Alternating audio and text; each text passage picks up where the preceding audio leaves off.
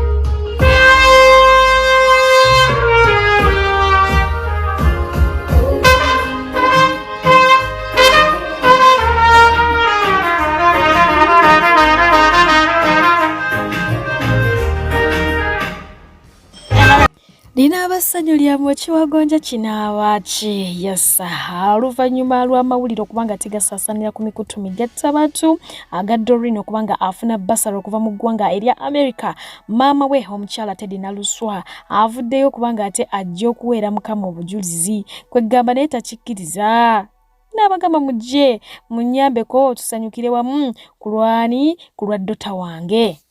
Kugamba nze ekiseera kyatuuka ng'embeera nzibu ng'embeera nga kugamba sitaani ng'agolodde omukono atukubisa bumalirivu naye ne mbagamba abaana bange nti eno embeera tugiyitamu buyisi. It's not permanent. There is no permanent situation. Ne mbagamba eno tugiyitamu ate tugenda giyitamu n'obuwanguzi. Era ab'emikwano twagiyitamu tuli mu buwanguzi tuli mu kucelebratinga fe tucelebratinga enkya n'eggulu. Ebimu mubimanya kuba kati American Embassy ya postinze Doreen naye nga ffe twali twategeera dda nti Katonda yakola ekyamagero okitegeera naye twalabiddeawo nga ne American Embassy ekola kife twakitegeera dda like a month before okitegeera naye laba American Embassy bwe mpostinga okitegera bagambe nti bonna be American Embassy be posting baba celebrating nga bwe celebrating nga bwe mu celebrating nga bwe mu celebrating ze Doreen kisa kya Katonda okitegeera kisa kya Katonda kati Bible egamba nti abaana bamwe bajja kuyigirizibwa 27th this month mubagambe mujje tu celebrating baby waffe baby girl omwana afowobwala omwana afowobwala ngali nnyonyo genda mu America mujje tu mu celebrating oyo no yali asubirwa nti agenda kulya ku kasasiro kati alinya nnyonyi agenda alinya ennyonyi enkya n'eggulo guno omwaka kacyanga gutandika alinya ennyonyi emirundi gye simanyi okitegeera kati ye Katonda w'amawanga ye Katonda ajjula ensozi ne zitamanya ye Katonda ate Katonda waba akola ebyamagiro talina gwe yeebuuzaako bw'aba akola ekyamagiro so mujje tukuŋŋaanire wamu nga 27 tusanyukire wamu tujagulize wamu Mukama abampeera ennyo omukisa mu linnya lya Yesu Kristo mwana wa Katonda omulamu amiina ate ye omukyala amanyiddwa nga Princess Amira yes yeyagudde mu mbiza full figure omukyala ono ojjukira nti ba politician yoyo gwolaba abibyamu awo akubye omusonso ngamba omwami Kasolo nange bakola bonna omukyala muyimbi atejjukira campaign abayimbi bano babeetaagira ddala nga kati omwami ayita omukyala ne bagenda ku campaign naye buli omu agafulufiga yandibwa omugule obusunga abujjewa obuvuma Amira oba okitegeera naye ng'atira mukaddeke kamu akatambi kano akamwami Kasolo ono obutafa ku mukyala we ate omuntu mulala n'amukwatako okumuyimusa ng'omukyala afukamidde okumwebaza bagamba Kasolo teyayolesezza kihabati na kimala anyway kaba tuseko full figure ng'ayisa mukyala Kasolo eggaali ate ompulirire abantu bagambye nti oyo mukyala oli amanyiddwa nga Dr. Aisha mbu yasasudde full figure asabule Princess Amira mwososa kubeera mukazi we bagambe yakuzalamu yali akwagala lwaki omwenda akakaluluka amukuba lwaki ye gojja mugala lwaki gwe weerangirira katotaniso nze bujjo nkulaba mugome singa manyo mukazi mulungi bannange engoye zibika ebinene oyambadde otupale tekuli wadde ka ipusi n'akamu amagulu gamukulanga gange Yesu Kristo Omunazaresi abantu balaba batudde ne mulaba obulungi bwawe wano mutuvumira bwerere no tuli bakazi balungi oyambadde kundiso otupale otwala yise nnyo omusajja omulumbi omeka ko mukwata munga otakukwata mwatunula eno okakaki lwaki ofiira mu firimu okakaki mukazi munnange okakaki leve eyo si yo okakaki oyagala kakasansi okakasaki ani kokakasa oyagala kakasaki okakasaki akadagala kano kamaanyi nnyo kayinza okukuleetera olubuto olwo lukyankalanya atali lubuto kakozese nayeteekateekera okufuna olubuto kakozese kuba kajjanjaba infections omuli UTIs omuli candidiasis omuli kabotongo syphilis omuli ne gonorrhea endwadde y'abazira ateka oil ebigambo ebyo biwulidde abantu bayinza obanga balowooza tunyumyamu binyumye gwatawanyizibwa infection omuli UTIs omuli candida omuli syphilis omuli gonorrhea okozesa otya nywa nimu powder ku mazzi agookya ku makya n'akawungeezi asiibwa mu bitundu ebyekusifu siiga nimu oil abamu basiiyibwa abamu babutuka abalina athletic foot ebigere ebyononeka mu mpataanya ne bivaamu obuwunga ne bireeta kaboni mugere kozesa nimu oil musiigamu nga bw'onywa nimu tree powder ngabo omanyi nti fulufiga mwakozi wa ntalo takomyawo olunaku lwaleero okuba nga te alumba the Kampala cream ababuuza ekigendererwa kyabwe kitannaba kukitegeera show yabwe eri mu kwevumaavuma kwesojja kwerangira kwekuba makeup atategerekeka kwambala ngoye zitategerekeka kusibasiba mabeere kwegamba akyanoonya ekigendererwa ky'abantu bano kikyamubuze fulufiga awakula entalo ku bbeera isi tegera jatu yamba tugambe bana abantu ekigendererwa kyabwe kiki kubona embuzi eyonso bwana nebukola ki webale nnyo bannange bitu agamba bannange tebamana bonna tebabitegeera bintu bino biki abakazi abakulu bano abayiika amabere kyebatambuza kulaga bivumo kusiba amabere bapimpinga amabere negabanga nogamba nti akabina kabaze mu kifuba buli omu abagula n'epamba n'amwongeramu bali ku competition obaza bubina obaza mini oba competition za kala bonna bekuba omuzigo banoga omuzigo bannanga babesiga mizigo gya bagwa mbo basavuga mpuuta oba besiga kino bengera nyabo abakazi bano bapolomotinga ki abana afite bala ku social media bobatekuba giasi beyire emyenge bobateyira myenge beyira soda bobateyira banyudde batulaawo mu buntu obutonotono obwala yisi ne bayomba buyomba buno bw'emizigo. I don't know obanza atategeera bulungi munyambe njagala kuwakula lutalo ku mukyala Lusaniya ne yalemwa emirimu nabonna ekintu kye bapolomotinga kiki ekintu kino kikyambuze ekintu kino kirina kutegeera basi bamabere n'ogamba nti akabina kazze bakutoba mutwe gwa bbolo yenge ne bakuteeka bano n'ogamba nti competition era yabadde amabere yakwambala mini yansaniya oyinza okugamba nti akataasa yakatadde mu kifuba nga yenna agulumidde ati azimbi alinga basi za kawondole zino wayiwayi basi ng'ogamba azadde mu gwato ekituufu bapolomotinga ki songa atera nagali mu nkuba malala gegagamba nti omukulu Kanale Mugume mbu natera yabizeemu ne mukyala we Sasha Ferguson mbu baayawukanyeemu omanyi kati bano bo baawukanamuko ne tulusaasanya ne baddawo oba okitegeera naye nga mbu bazzeemu ne babikola omukyala yeemulugunya mbu omwami tamuwa budde bumala jjukira nti baliko abaana babiri songa ate ebya Dr. Kuluthum nebba engineer Akram omukyala amanyiddwa nga Doreen Kabalebe avuddeyo n'abisaabulula banne bakaluka olukwe lwabwe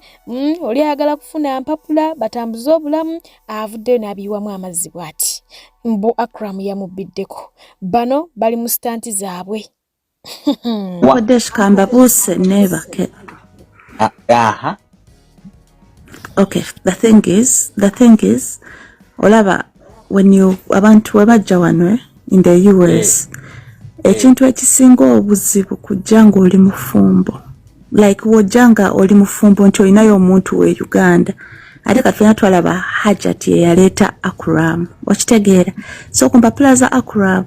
kuliko nti bafumbo like visa yamuleeta it shows information ebiremu okikate watuuka wano ebintu bya asylum birwawo okitegeera so kati ekintu ekyanguwa kufuna muntu kukuwasa nofuna empapula you get it ate kati togenda kugamba nti togenda funa muntu akuwase ate nga muli wateeka muntu oli mufumbo you have to show proof of divorce wobanga oli mu kuteekayo empapula ati yeno gye bakola proof of divorce then ne links eziri ku social media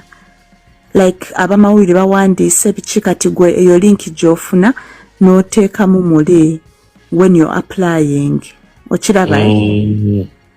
so kati all that was needed naye nga bano betegeera naawe okitegeedde Akram nakubidde Akram ne mugamba biki bino byendaba ye yangambye kimu tambuza butambuzi message kitegeera okkiriza nti nakugambye desho kiriza byekugamba wenda abantu bawakana wano so kati kimulowooza nti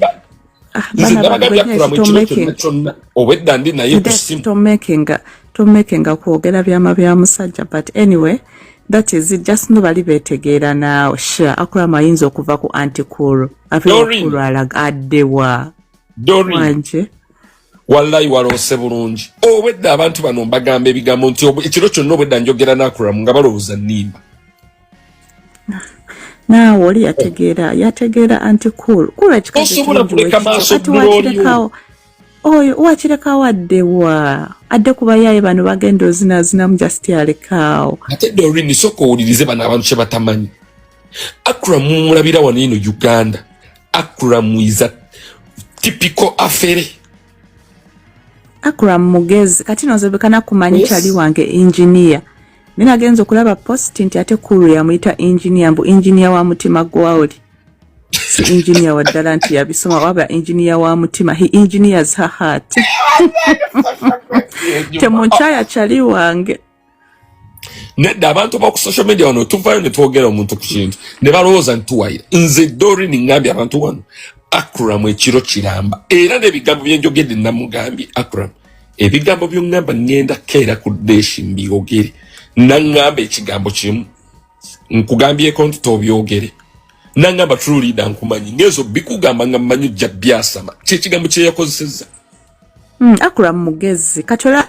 omuntu abaddeko South Africa n'omuntu abaddeko Dubai zi Abu Dhabi zi UAE tasobola kujja mu America n'alemererwa babera bagezi kitegeera why not it and you'll be surprised abantu banonzize songa tebo abakawo abagenza okuziika baswalidde ku buko oluvannyuma lw'okugenda ku mufu omukyamu ne balya n'okufundukula ne bafundukula kino kitegeeza nti babadde tebakyalanga ku buko ate laba bwe bafiirwa nga balina okugenda okuziika Abanawe bino mbiraba olunatuukira eka mujja kuba mufanse ko twagenze kulumbe tumaze n'okulya emmere tutuuse mu kidaala ng'emmere gye tulidde ya lumbe lulala baabo kamba baweeko ko mbalabe baabo tusimbye layini bonna bali ku lumbe lulala baabo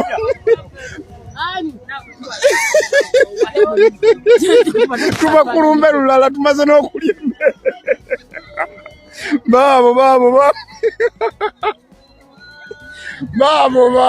Babo tuva kulumbe lulala nemmere tumaze okugirya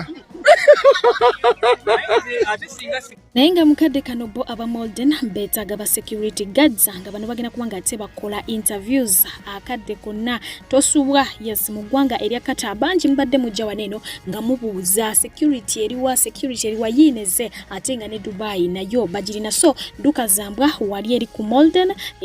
awe Namuŋŋona na Kibinge Road ojja kubanga ate obafuna bulambalamba oba okube ku namba zaabwe ezo ez'essimu interviews bazikola buli week babeera ne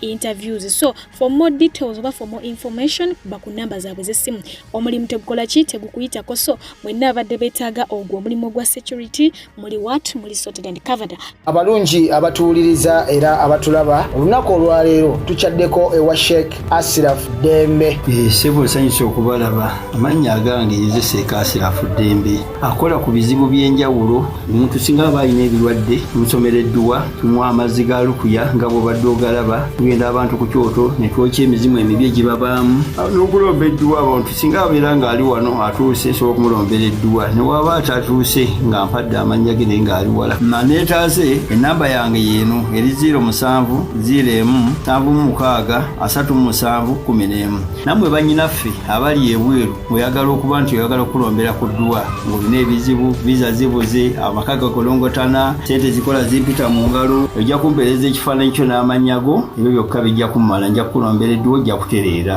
olunaku olusembayo mu mwezi mba n'edduwa eyawamu ffenna n'abalwadde bange abakadde n'abapya salaamu alaikum warahmatullahi wabarakatu bangi bazzenga bawakanya emboozi y'abasezi era ng'abamu bagamba nti tebiriiyo bwe babaayo be bano abakoma mu kuzina ekiro abalya tebaliiyo naye nga abasezi gye bali ebya ddala abalya nno ne baliira ddala kakati abatuuze be baagudde ku kyekango oluvannyuma lwa mutuuze munnaabwe okubanga ate asangibwa n'omubiri gwa munnaabwe mukwano nga agukolako emikolo egy'okuba nga ate aguteekateeka okugulya Video esoose ekulaga tuli wano balidde omuntu bannaye balidde taata we omusajja yatemyeko omuntu omutwe omusajja watwakaaba yatemyeko omuntu omutwe yoyo balidde taata we genzi era be bamulidde era sitole yonna ngenda gikuwa bulungi mpaka yonna gye bikomye bano abantu abazze okulaba be bantu abaliko story yonna njirina balidde omuntu bamutemyeko omutwe n'amulya abadde afumbako mpolampola akasafulya weekali n'enku yaleese n'ebikongerooza abadde akalira n'okalirira sooka ogatuwanga ayinza okuba abadde ayinza okuba ng'akalirira wamma sooka ogatuwe bulungi kubanga omufu ali mu nsonda ettooke nayo weeri n'enku weeziri n'esefulya n'enku n'esefulya ekiraga abadde alyako mpola kyetwagala okumanya abadde alyako mpolampola alabika kubanga alabika akalira n'okalirira ongere story endala kaali kasiki omuntu waffe yafiira kasiki kaali walwebuga balaga bambi bamusanga mu kkubo omusajja waffe ng'atamidde bamanya naye kisiraani ekyo ekyamuta kubanga n'omulambo mukwano gwaffe mande sokomo mwali mu nju mu nnyumba ku ddakiika eno akyalimu oyingiddemu mu nju nayingiddeyo dda twamulabye dda ali bwati amavivi gali bwe gati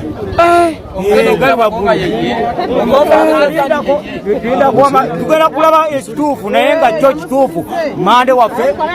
ekituufu mwali kitegeera omutwe wansi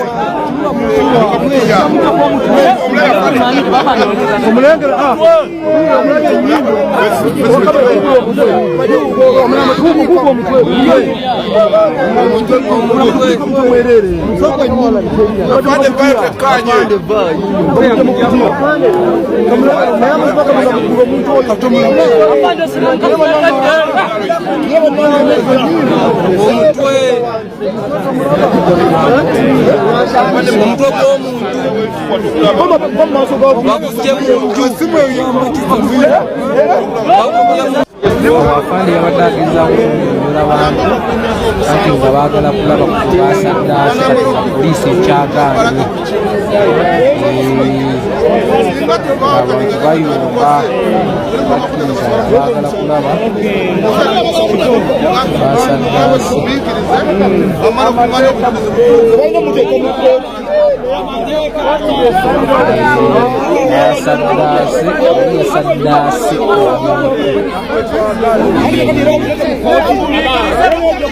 so ng'atera mu ngeri y'emu abatuuze balumbye omukyala abadde atulugunya omwana gwagamba nti mutowe wabula nga bw'omutuukako oyinza olowooza wamujja we kozi bakazi bajja batera okuba n'emize egy'okutulugunya abaana b'abaami okutuuka ku ssa lino ono bagenze maaso okuba nga ate bamutunuza ebiroliro okukakkana nga bamututte mu mbuga z'amateeka. Waneno tulina ebizibu omukazi abonye omwana ajudde waneno okubona abashami musimanyi batugenda mukolera kyo omukazi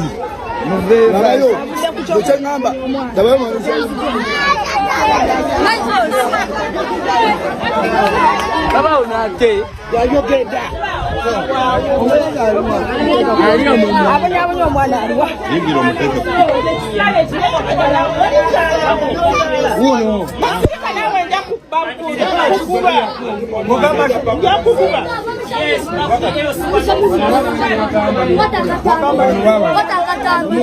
banange kulabayo olabona omwana tusinalingenda wabano wansi okitegera musango n'omukazi nga mukuba waya y'amasanyalaze ku mugongo omwana simanyi oba wuwo oba wani nange simanyi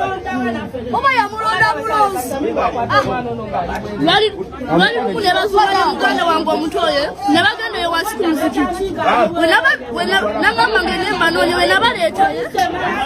nansinyako ono omutoye namukuba akabawo wano omukono negwanya okumenyeka anti twali tetumanyi oba yakoze musango ki nga tumanyi yakoze omusango yuda omwana gwe bakubye bambira balabalabalabalabalaba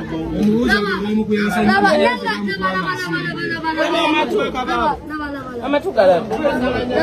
Ndaba. Nakabao kaya mukaba. Kunula alondenga mukaba. Ya wafuse yero. Bawemerega mugongo chuka mugongo. Namoleka ngobala. Dawa chuke mwana chuke yero. Yera mulabo yinza nokufa. Chuka bakuwa chuka mugongo twabi. Chuka tulala. Baby chuka. Mama chuka. Laba jine migo. Laba chiri wana. Laba chiri wana yo nawe nenda kukuba.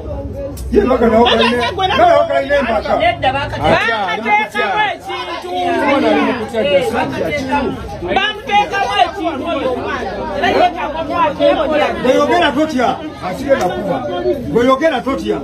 emebe bagamba muno toyogeranga mama angamba muganda angamba omwana muganda wange omwana muganda wo muto wange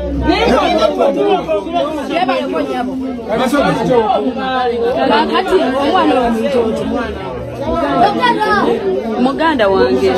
kati lwaki afaanana bwati lwaki omwana afaanana bwati omwana muganda wono lwaki afaanana bwati kati muwala muganda lwaki afaanana bwati nibaki obwedda atulimba omwana lwaki afaanana bwati sinabagambako nti si muganda omwana muganda wange omwana lwaki akutya nnyo nnyo nnyo lwaki ate mumulaba nti omwana akutya asobola okusemberera kakati lwaki afaanana bwati omwana kyekyamumenye wano kwata wano sami kale nyabo omwana ono bakusembera ofuna flight omwana ono muganda osiwe kiri wamanyako nti afunye ebisago bebi jangu omwana alina okutya kwamaanyi nnyo nnyo atya neki n'okututulizamu kamera kakati labayo bebi wabaki sokoyogera wabaki ani yakukuba amasanyalaze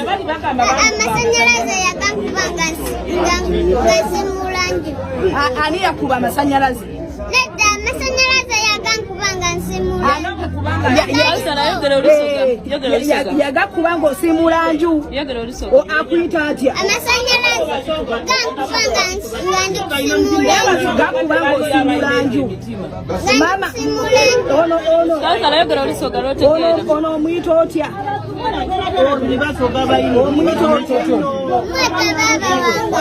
omuyita babawo kakati amasanyalaze we gakuba owamugamba yakolaki amasanyalaze gakuba yakolawo oti kakati ate zino kiboko eziri mugongo zonna zonna zaki ezekizibwoko amasanyalaze ge gakuba ate okutu kwabaki omwana alina okutya kwamaanyi nnyo olw'ensonga nti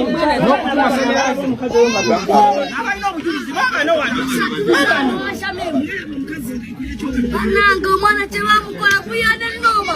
ono omukazi kyakola omwana yali agana mutta omanyi okuba omwana akabawo ng'oyinza gamba tomumanyi ate asulawo tuba twakupolisi musobola okuba obujulizi sigala ku polisi naye nga twamulaba twalina wali ngende wabano nemusanga akuba omwana ngaakuba omwana nayagala okunyotasa naye nga zisobola osegere ate nono yamusanga bamukuba ki akabaawo umukono tobola tekikyasobola kukola bamukuba kakati nyabo mbadde mbuuza omwana ono bino ebisago ebimuliko byonna biraba ebibanga byamasanyalaze wakolawo ki byava ku ki yogera nyabo omwana ogambye nti omwana muganda kakati omwana ebisago byalina wakolawo ki abaana bagamba bakulaba ng'okuba omwana akabaawo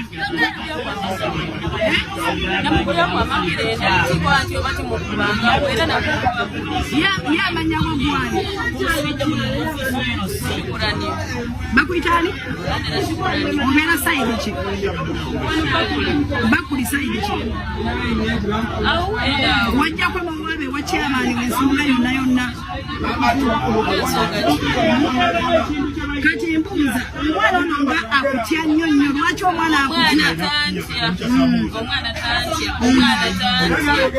ninga mumusitula ni mumutwala wandi mutwala wandi omwana tatya kuba omwana wamutunuulira omwana olaba amasula y'amaani omwana tantya ne mutoolawo ne mumukweka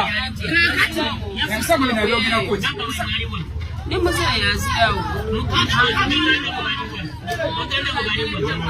aganda bwe baliwo bali eyo mukyata nsensera namba ya muntu twakunamba yange nsira namba ya tulina namba nemujoyina omwana ono wemubuuza akola ki omwana ono weyakulapira olaba nga amasanyaze gamukubye wakolawo ki abaana bagambye mbu bakulaba nga omwana omukuba akabaawo lwaki omwana wa muganda wamukuba akabaawo mwana wa muganda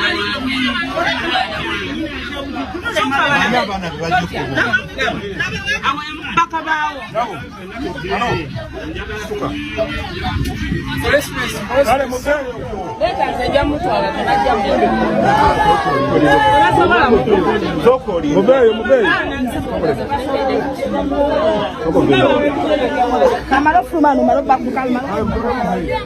jangu wamma omusirikale omukyala aliwa emukubana kugula omukono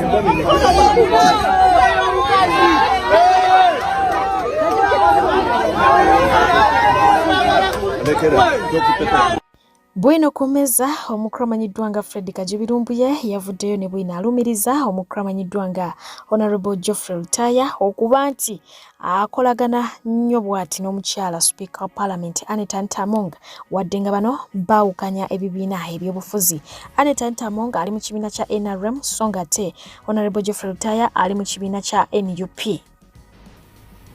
Bino kambyogere mujja biraba. Mr. President, nabagambye nazzeyo ko mu 2019 ombaka wa Kakuuto Geoffrey Lutaya kansubire toli bulungi kano kajja kusangayo nze sina laavu kasita kiba kize mu kunula eggwanga. Geoffrey Lutaya y'omu ku nkwezengeze tulina era nga y'omu ku project za Anita Amongi era nga bamu makadi agenda kujja kuba independent kubanga agamba ayina support ku ground wabula nga n'abaana be bonna bali UK bali ku sponsorship ya Anita Amongi. Ekyo mujja kirabako manyi information ibaddeyo nga temwagala gifulumiza sina kyentya. Geoffrey Lutaya owe Kakuuto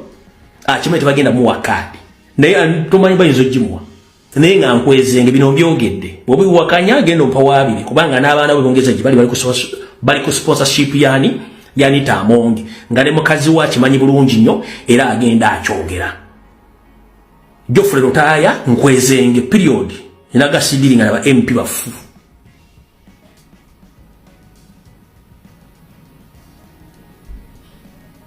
Nabagamirize mu 2019 mbyogera bwe tinembirekawo bwe kijjanga kizzemu mumanyi ekyange ekyogedde oyo ne mubagambye. Bulambala magenda kubaga temba sibuza mukyala wa Selector Jeff ngono yali analyst mu byobufuzi wabulanga ayina embere ya mutukako bwatyo nabula wabulanga ku mulundi guno asazeewo okuddako mu line gye yali mweranga agenze maso okubaako obubaka bwatuusa eri government eri mbuyinza mbadde pije okubaweereza atakuumira mpeera asigale nga abankuumidde mubeere bulungi for now mweraba. President Museveni ne government yo oba ne mwasalawo okukulira lino eggwanga yene ensonga lwaki nabakoowa n'eki government n'enkikoowa ne mutandika n'okunkooya eggwanga lyange Uganda. Other dictators mu nsi endala basigalamu olupatriotism mwekyabalema amateeka mwaleka waleka buli omu alyenga waayagala. We need freedom but not the freedom that is in Uganda. The freedom is too much for each and everyone. For instance, nino omukyala gwe nalabyeko waneeno ng'ayomba n'abaho ng'era n'abaho byateranga okukola ayomba n'omuntu oba aluwaneeno abantu abakkiririza mu gavumenti yammwe oba abali kuki ogenda owulira ayomba n'omuntu omukyala yavuddeyo n'agamba nze nsobola ogamba bba wange n'akundeetera waneeno n'enkera ku makya ng'oli wano mu compound yange n'ekkola biki ebyo byebyaba tutamya. Namwe ba MPs simanya baani ba government officials abenjawulo wemufunanga abawala be mulya oba bakazi batomese teeka kyeki. No one has a right to come out publicly and start threatening someone. baba batulaga ki nti bawo muzi wa bikolobero nti yomu kubatugumbula abantu tunoonya ngane government yennyini etugamba mutamanyi bantu baleta bawambira abantu mu drone temanyi bantu batulugunya abantu ng'omukazi akeera ku machanga atugamba nga bae wasobola omuleetera omuntu gwayombye naye ku social media banaye ignore the white cast on my lips fever banaye bantu mwe mutubaleemu amagezi President Museveni mukyuse mu Uganda etunyiwa. It is unsafe for people. Because munaye waliyo MP yebaka ku Luwirate agenda alinyirira ku buli omu gwenja kusiba, gwenja kutta, gutomanya ani gwendi. Namwe abakazi abebaka n'aba abantu the important people oba abantu abali mu government manya nti that is a relationship that can end tomorrow. Omuntu leero gwosinikirako ebinyo gwolabanga nobody. Enkya yagenda okubanga akulira bbaawo. Ate tebatambudde balina kye banoonya. Leero jjalowooza omusajja oyo w'amaanyi gwamulina naye ate nga abaho gw'oli muvuma ate alina sister we omutaali mu kwebaka naani ali mu kwebaka n'ebbaawo ky'otamanyi. So mutujjeko ebyo ebintu bye muli mu ttalaga eby'ekisirusiru Uganda ekyo kyentomako buli omu alina amaanyi buli omu asobola ottemula buli omu asobola okutta buli omu asobola osibisa abazzi b'ebikolobero be basiba batambula twakooye ki Uganda kino nga mwe abakyutamizza. Museveni it is okay for you okutufuganga w'oyagala. Naye ebintu emu tubigezako ne tuwuliranga tukooye. Bana family yo yokka yebeerya. Salawo ogambe nti nze Museveni nafuuka dictator leka nze nze abaalya. Naye buli wamuleka buli omu n'atulinyirirako. Buli omu n'afuuka mmenyi w'amateeka. Buli omu n'afuuka embezola. Kwegamba mututamye Uganda ne tuwuliranga etutamye. Ne tuwuliranga Uganda etutamye. Abantu ne bajjano ne batuvuma atuvumye mbolo okuba amanyi Museveni simanya amanyi MP wa gundi amanyi nti wanaavuma buli omu agenda kwogera ne MP wa gundi simanya ne Osiwati asibisa abaana. We are tired of that. Mututamiza Uganda Uganda buli omuzi wa bikolobero buli omu asobola osasula omuntu n'amutugumbula buli omu asobola buli kimu kibeereke komo. Muwadde buli omu amaanyi ate ensi eba teri seefu. Nti nawe wennyini atyo mulaba abayeekera be mutugamba bangi. Emmundu ezitambula mu bantu muwoza nnyingi bamuziizo nnyingi abantu abayeekera ensi bangi kubanga buli omu at this point alowooza alina power. Ensi yaffe etutamye lwabutabeerako limit. Buli omu alya buli omu mubbi buli omu asibisa buli omu mwefuze ensi naye at least mubeere patriotic. Mwagale eggwanga lyammwe lye mwasalawo fuga. You guys lack love. The government of Uganda lacks love for its country. Oli ne bamuwa ssente agenda akola enguudo kubanga amanyi embezzlement wanene Uganda tebakusiba. Simanyi oyitawo kasitoba ng'omanyi muhoozi kasitoba ng'omanyi ki agenda mugamba bakole ekkuba eriri ku mutindo tukwate ssente za government tuzikwate tuzibawe ez'omuwi wa musolo balemererwa okukola enguudo. Uganda tujagala naye ate mugitulemesezza kubanga buli omu mumulesa alye. Mwe muba musazeewo nga family nti kulya mulye. But not each and every one. Ow'enguudo mubbi muyaye alya. Ow'amazzi mubbi muyaye alya. Ow'amasannyalaze mubbi muyaye alya. At the end of the day fa abannansi. Fa abasigala nga tunyigirizibwa. Because sente ezaffe ze zirina okufiidinga mmwe ne ego yammwe n'ebintu bye mwagala okubba mu government. Had it been only one family, Museveni's family, eating and enjoying the money, it is okay. We have accepted. But not each and every one. Simaba because eno family ya gundi, simaba ino Uganda ku Muhoozi, simaba ino family ya gundi, simaba ino Uganda ku Museveni. Babeereka abantu abalya si buli omu kubanga eggwanga terigenda kulaakulananga buli omu alina amaanyi. Omuntu nabba ssente najja ne yeewaanira ku mitimbagano ne mutamuwulira ensi n'etavaayo yo nga yo. Poliisi muwuliranga wanene abantu nga bakozesa amateeka obubi gwe nsobola okukusiba gwe nsobola okutta ne muleka okukola omulimu gwammwe nga gwe mulina okukola because buli omu mumulesa atulinnyirire because waliwo munnaye Luwirate because amanyi Muhoozi agenda avuma eggwanga lyonna agenda kubaawe mula buli omu kubanga amanyi Muhoozi at the end of the day agenda kujja mutaasi. Pane enough is enough. Mututamize eggwanga Uganda. Oh